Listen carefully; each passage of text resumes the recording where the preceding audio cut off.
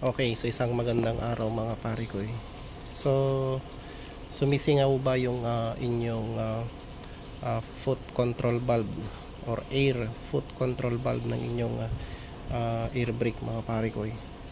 So, ito yung ayusin natin. So, ito mga pre, is lihain lang natin ito kasi dito siya sumisingaw. Ayan, yung dalawa na yan, lihain natin yan, yung dalawa na yan. Ito. Ayan. So napakadali lang i-disassemble ito mga pare ko, no?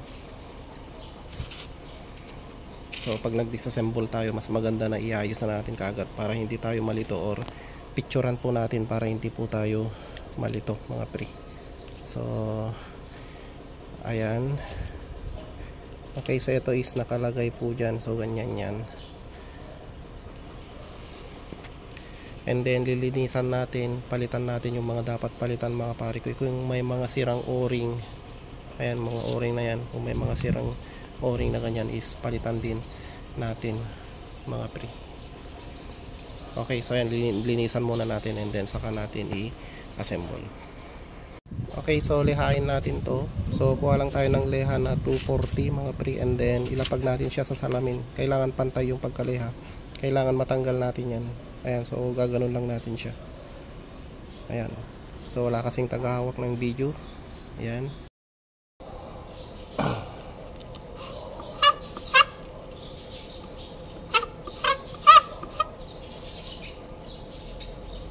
So kailangan matanggal yung lamat niya mga pare ko.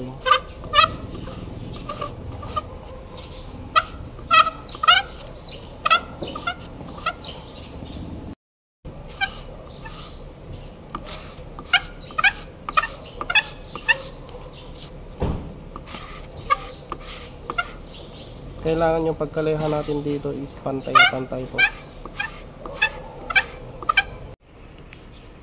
Okay, so yan na yung naleha mga pre. So hindi na natin kukunin lahat yung labat. Okay na yan, at least plain na plain siya. Ito naman isa. Ito, lihain din natin ito mga pre. Ayan. Okay, so ayan, nakakabit na mga pare ko, pero hindi ko pa kinabit doon sa kanyang pedal sa taas. Ayan o. So wala na siyang leak.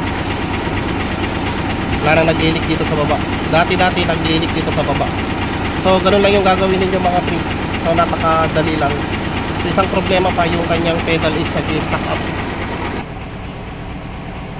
Okay, so ito nag-i-stack up. Ayan, so nag-i-stack up dito sa may pin dito. So ang gagawin natin is lubricate natin ng konti mga pre. Okay, so yan, nakakabit na mga pre. Testing! Freno! Release! Ayun. Okay, so ganoon lang mga pre. Release!